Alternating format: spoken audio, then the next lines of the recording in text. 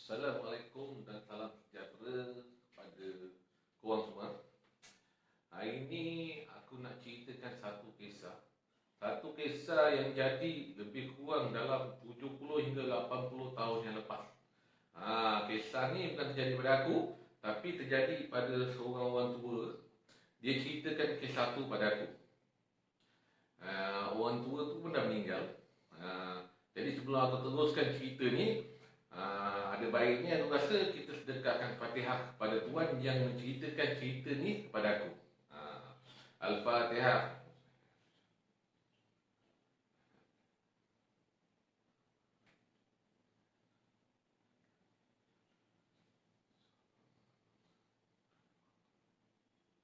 Amin, amin. Okey, sekarang ni kita mulakan cerita.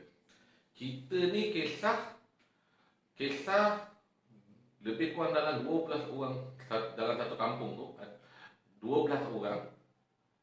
Diorang berjumpa tempat di mana adanya jongkong emas yang telah dimasak dan dijongkongkan dan ditanam. Menurut cerita ni, menurut orang tua tu, jongkong tu dibuat masa zaman pemerintahan British. Jadi sebelum kena attack ke apa benda aku tak tahu sangat cerita ni. Lepas tu jongkong tu ditanam di dalam tanah. Jadi orang kampung tu tahu kawasan situ ada jongkong, tapi diorang tak boleh nak ambil sebab dah ada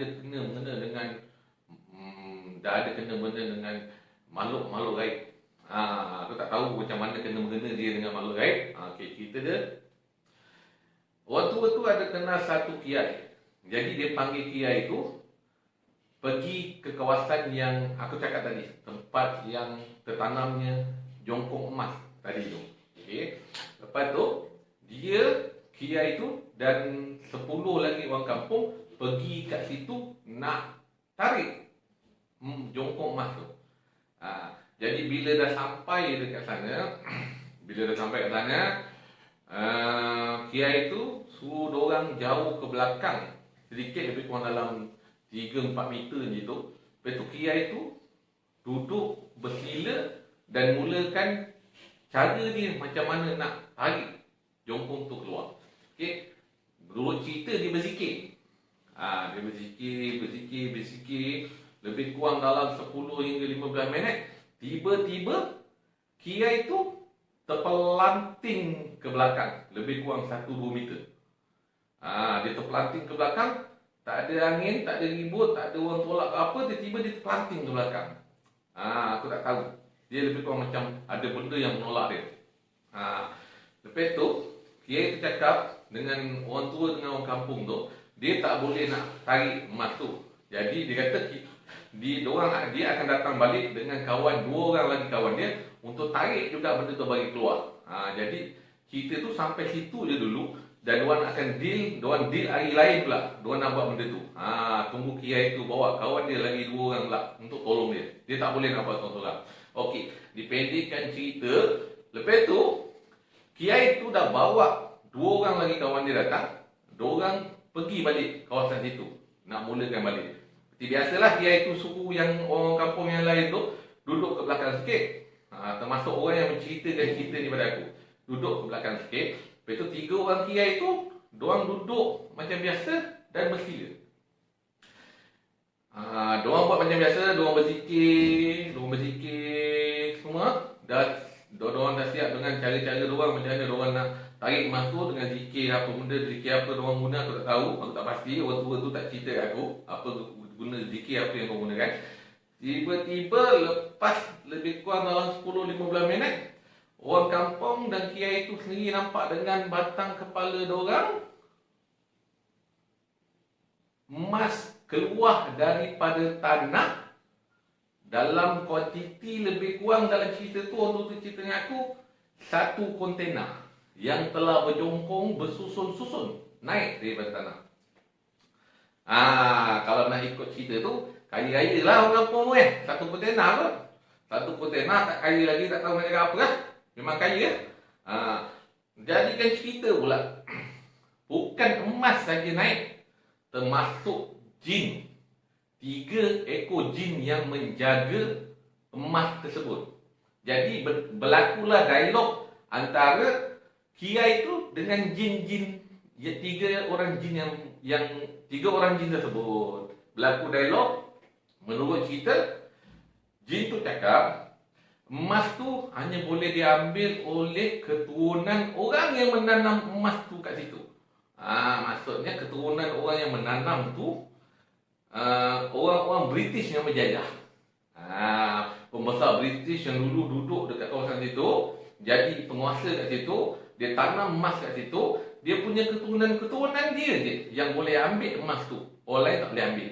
Jadi diorang deal lagi untuk dapatkan emas tu apa semua. Hari sekali 3 jin tu kata dia boleh bagi emas tu dekat diorang dengan syarat salah seorang daripada mereka kena tinggal kat situ. Maksudnya korban.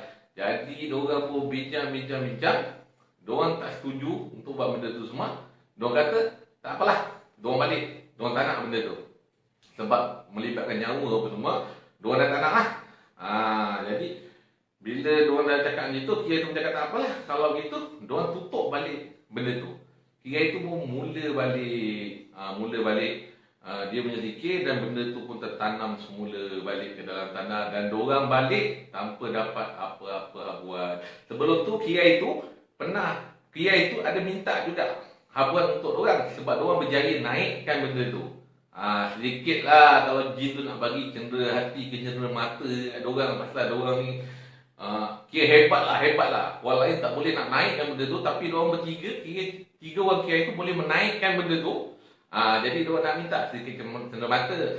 Tapi masa tu menurut orang yang cerita dia cakap, jin tu boleh bagi satu jongkok emas, lebih kurang dalam 5 hingga 10 kilo kepada diorang, dengan syarat juga dia nak seekor kambing hitam, darah kambing hitam. Jadi kiai itu tak setuju melibatkan nyawa apa saja, bukan manusia atau binatang. Kiai itu tak setuju, dan kiai itu kata tak apalah, kalau tak dapat diorang pun kalau minta nyawa diorang tak nak, tak apa, tak payah bagi apapun, tak apa.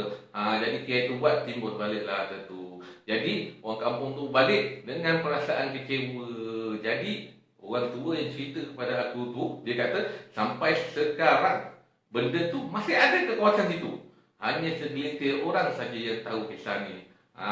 Jadi korang fikirlah sendiri, betul ke tidak cerita ni. Dan cerita ni pun aku dapat daripada seorang orang tua yang aku amat percaya dan yakin dia tidak menipu. Sampai situ je. Jadi nanti ada masa lapang lagi aku akan cerita lagi. Banyak lagi cerita aku nak ceritakan. Ceritakan kat korang kisah-kisah mistik dan sebagainya. Kita jumpa lagi di hari yang lain. Assalamualaikum warahmatullahi wabarakatuh.